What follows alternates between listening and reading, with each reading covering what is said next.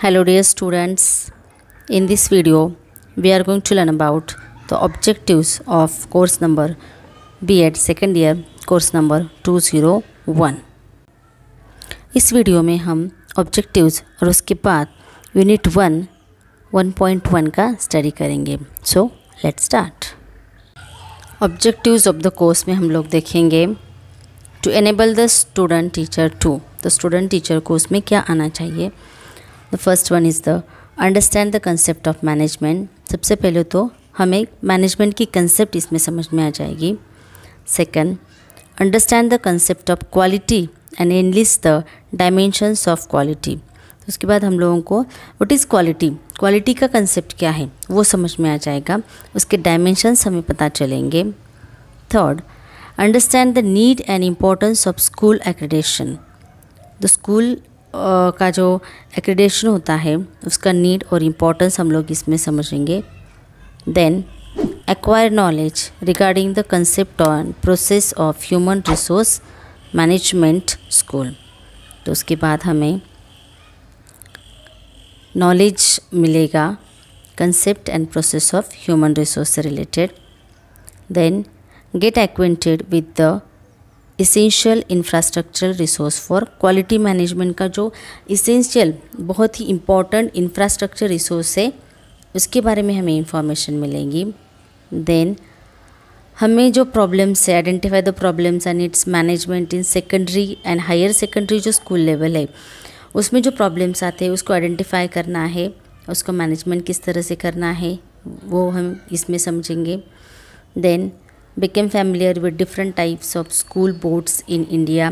India में जो school boards है तो स्कूल बोर्ड्स कब इस्टेब्लिश हुए, उनके टाइप्स क्या क्या है, कौन कौन से स्कूल बोर्ड्स है, और उसके बाद उनके फंक्शंस क्या क्या है, कौन सा स्कूल बोर्ड किस तरह से काम करता है। All this things we come to know. And the last one, understand the administrative setup of government and function of supportive authorities. तो लास्ट में हम लोग गवर्नमेंट का जो एडमिनिस्ट्रेटिव सेटअप है उसके बारे में इंफॉर्मेशन लेंगे। तो उसके ये हमारे ऑब्जेक्टिव्स हैं। तो हम 201 ये जो सिलेबस है ये पढ़ने के बाद हमें इतनी सारी चीज़ें एज ए स्टूडेंट टीचर हमें पता चलेगी। So let's see in unit 1 fundamentals of management and quality management unit का नाम है। उसमें पॉइंट 1 है meaning and functions of management. तो सबसे पहले हम लोगों को meaning and functions of management देखना है। मैनेजमेंट का मीनिंग क्या है, उसके फंक्शंस क्या क्या होते हैं। सेकंड पॉइंट में हम लोग देखेंगे टाइप्स ऑफ मैनेजमेंट। उसमें 3 टाइप्स है, time management, then event management and then classroom management. Third point है मॉडर्न थेरीज ऑफ मैनेजमेंट। उसमें हम लोग Henri Fayol and Peter Drucker उनकी थेरीज का स्टडी करेंगे। Point number 4 concept of quality management and स्वॉट एनालिसिस। तो क्वालिटी मैनेजमेंट का कंसेप्ट क्या है, स्वॉट एनालिसिस क्या है वो हम इसमें स्टडी करेंगे। And the 5th point is TQM, that is total quality management in education and school accreditation, meaning, need and criteria for school accreditation. तो टोटल क्वालिटी मैनेजमेंट स्कूल में एजुकेशन में कैसा है, स्कूल एक्रेडिटेशन का meaning क्या है, उसका need और इम्पोर्टेंस, क्राइटेरिया स्कूल के लिए क्या क्या है। So all this things we are going to study here. So सबसे पहले हम लोग स्टार्ट करेंगे meaning and functions of management. So इसमें हम लोग देखेंगे meaning and functions of management. Management in some form or another is an integral part of living and is essential wherever human efforts are to be undertaken to achieve desired objectives। तो management में हम लोगों को human efforts लेने हैं, जो भी objectives हमारा है उसको हमें अचीव करने के लिए। और the basic ingredients of management are always at play whether we manage our lives or business. Actual management क्या है, मैनेजमेंट है is a set of principles. तो मैनेजमेंट एक सेट ऑफ प्रिंसिपल्स है relating to the functions of. तो उसके functions क्या क्या है, planning, organizing, directing and controlling, and the application of this principles in harnessing physical, financial, human and informational resources efficiently and effectively to achieve organisational goals. जो भी हमारे organisation goals है उसको अचीव करने के लिए हमें मैनेजमेंट क्या है वो हमें पता चला है, और उसके फंक्शंस जो है प्लानिंग है, ऑर्गेनाइजेशन है, डायरेक्टिंग है, कंट्रोलिंग है, उसको अप्लाई करना है। सो मैनेजमेंट फंक्शंस यहाँ पे हमने दिए हैं। Management is essential for an organised life. Management हमारी लाइफ ऑर्गेनाइज्ड होने के लिए बहुत इंपॉर्टेंट है and necessary to run all types of organisation. जितने भी ऑर्गेनाइजेशन, हर ऑर्गेनाइजेशन के लिए मैनेजमेंट बहुत इंपॉर्टेंट है। Managing life means getting things done to achieve life's objectives, and managing an organisation means getting things done with and through other people to achieve its objectives. जितना हम लोग manage करेंगे इन सब चीज़ों को, उतना हमारे लिए बहुत सहज होगा। सो मैनेजिंग लाइफ, तो मैनेजमेंट का ये जो रूल है, सबसे पहले हमें प्लानिंग करना है। तो अब हम लोग देखेंगे there are basically 5 primary functions of management. 5 functions of management में हम लोग देखेंगे, सबसे पहला फंक्शन है प्लानिंग। सो प्लानिंग हमारी लाइफ में होना चाहिए। Planning is future oriented and determines an organisational direction. Planning हमारा फ्यूचर ओरिएंटेड होना चाहिए, और जब हम फ्यूचर की तरफ देखते हैं, जब भी कोई चीज़ प्लान करते हैं तो उसका रिजल्ट हमेशा बहुत अच्छा आता है। It is a rational and systematic way of making decisions today that will affect the future of the company और एनी इंस्टीट्यूशन। जो भी इंस्टीट्यूशन है, जो भी ऑर्गेनाइजेशन है, उसका फ्यूचर डिसाइड करने के लिए सबसे इम्पॉर्टेंट है planning. It is a kind of organized foresight as well as corrective hindsight. It involves predicting of the future as well as attempting to control the events. जब हम planning करते हैं तो हम हमारी ऑर्गेनाइजेशन का फ्यूचर प्रेडिक्ट करते हैं, उसके साथ ही साथ attempting to control the event, जो भी इवेंट है उसको कंट्रोल करने की कोशिश करते हैं। It involves the ability to foresee the effect of current action in the long run in the future. तो प्लानिंग बहुत इंपॉर्टेंट है। प्लानिंग में ये एक एबिलिटी है कि हम लोग फ्यूचर में क्या क्या कर सकते हैं, उसके बारे में हम लोग उसको डिसाइड करते हैं। So an effective planning program incorporates the effect of both external और इंटरनल, दोनों भी फैक्टर है उसमें। तो इफेक्टिव प्लानिंग प्रोग्राम ये है कि जो भी प्लानर है तो उसको हमारी इंस्टीट्यूशन के लिए या फिर हमारी ऑर्गेनाइजेशन के लिए जो भी, या फिर हमारी कंपनी के लिए जो भी प्लान करना है, तो उसको ये बारे में सोचना है कि एक्सटर्नल और इंटरनल फैक्टर कौन कौन से हैं। The external factors are shortages of resources. कभी कभी रिसोर्स का शॉर्टेज आ सकता है, बहुत कैपिटल और मटेरियल, जो भी रिसोर्स है शॉर्टेज आ सकता है। जनरल इकोनॉमिक ट्रेंड क्या है, as far as interest rates and inflation and concerned, dynamic technological advancement क्या क्या है, increased governmental regulation regarding community interest, international political environments, ये सब है उसके external factor। internal factors में हम लोग देखेंगे that affect planning are limited growth opportunities due to saturation requiring diversification, changing patterns of the workforce, more complex organisational structure and decentralisation. तो ये सब उसके इंटरनल फैक्टर्स हैं। तो प्लानिंग में ये सब चीज़ें बहुत ही ज़्यादा इम्पॉर्टेंट है। सेकंड हमारा फंक्शन है organizing. Organizing requires formal structure. Organizing के लिए एक फॉर्मल स्ट्रक्चर होता है of authority and the direction and flow of such authority. Authority है, direction and flow of such authority through which work subdivisions are defined. तो काम के जो हम सब डिवीजन करते हैं उसको डिफ़ाइन किया जाता है। Define, arrange and coordinated so that, सबसे इंपॉर्टेंट है देखो, डिफ़ाइन करना, अरेंज करना और एक दूसरे से कोऑर्डिनेट करना।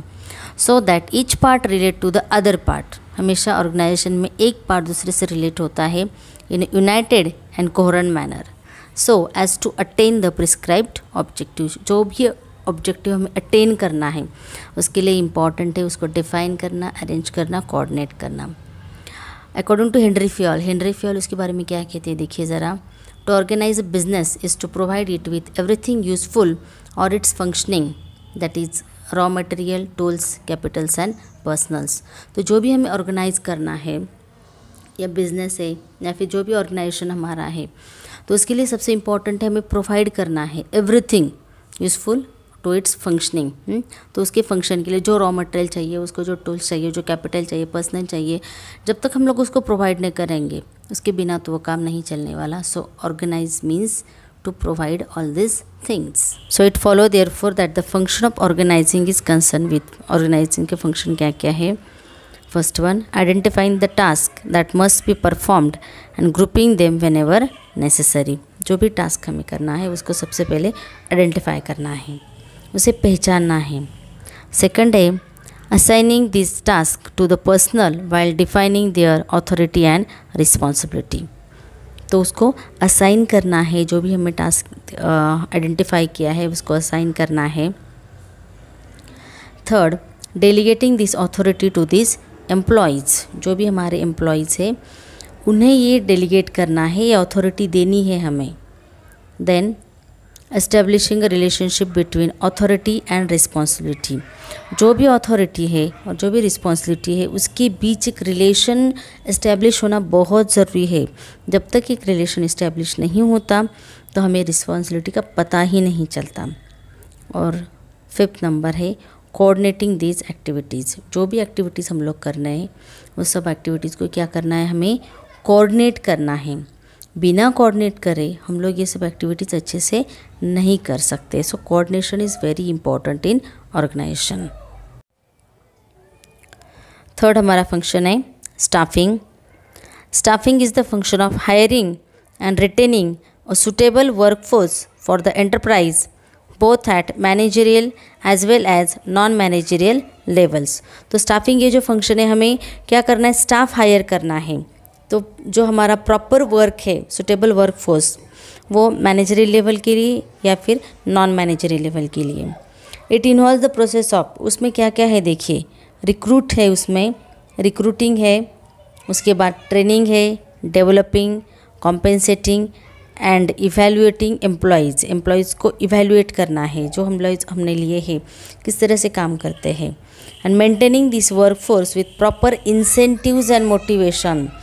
तो उसमें सबसे इम्पॉर्टेंट है जो हमारा स्टाफ है उसको प्रॉपर इंसेंटिव हमें देने हैं, उसको मोटिवेट करना है। जितना हम लोग उसको मोटिवेट करते रहेंगे उतना अच्छा से काम होता रहेगा। Since the human element is the most vital factor in the process of management, it is important to recruit the right personal. बहुत इंपॉर्टेंट है कि राइट पर्सनल को हम लोग क्या करें, रिक्रूट करें। So recruitment is the most important thing. So staffing में हमें हायर करना है, उनको उनके काम बताने हैं, ट्रेनिंग करना है, डेवलप करना है, कॉम्पेंसेट करना है, उनको इवैल्यूएट भी करना है। तो ये जो फंक्शन है स्टाफिंग का इवन मोर क्रिटिकली इम्पॉर्टेंट है, since people differ in their, हर पीपल जो है, हर व्यक्ति जो है उनका इंटेलिजेंस, नॉलेज, स्किल, एक्सपीरियंस, उसकी physical condition, age, attitude and his complicates the function. ये सब चीज़ें फंक्शन को कॉम्प्लिकेट करती चली जाती है। Hence management must understand in addition to the technical and operational competence the sociological and psychological structure of the workforce. तो management को ये सब चीज़ें ध्यान में रखनी होगी। फोर्थ फंक्शन है हमारा डायरेक्टिंग।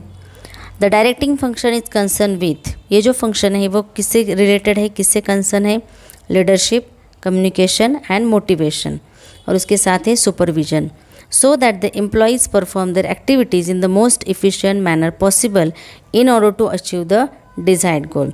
तो ये सब चीज़ें होने से जो एम्प्लॉय है उसकी एक्टिविटीज़ अच्छे से कर सकता है और जो भी हमारा एम है उसको हम लोग अचीव कर सकते हैं, डिज़ायर्ड गोल अचीव कर सकते हैं। द लीडरशिप एलिमेंट इन्वॉल्व्स, तो लीडरशिप में क्या है देखिए, इशूइंग ऑफ इंस्ट्रक्शंस, इंस्ट्रक्शन देता है leader, and guiding the subordinates about procedure and method, जो उसके अंडर सबॉर्डिनेट्स होते हैं, उसके अंडर काम करने वाले होते हैं, उनको गाइड करता है और प्रोसीजर के बारे में और मेथड्स के बारे में। उसके बाद है communication. The communication must be open both ways so that the information can be passed on to the subordinates and the feedback received from them. Communication बहुत इंपॉर्टेंट है, तो वन वे नहीं होना चाहिए, वो दोनों साइड से भी होना चाहिए। सो कम्युनिकेशन अगर बोथ वेज हुआ तो हमें पता चलेगा कि सबॉर्डिनेट्स और उनका फीडबैक क्या क्या है। उसके बाद है मोटिवेशन।